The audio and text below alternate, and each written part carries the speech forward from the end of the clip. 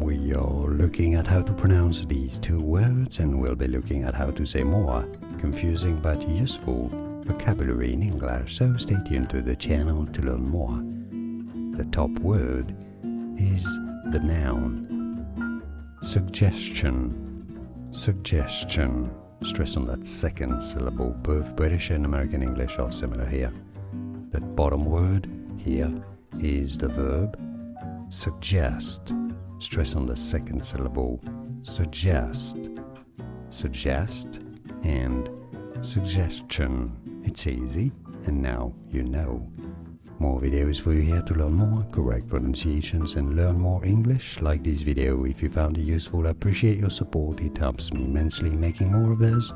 Thanks for this, and thanks for watching.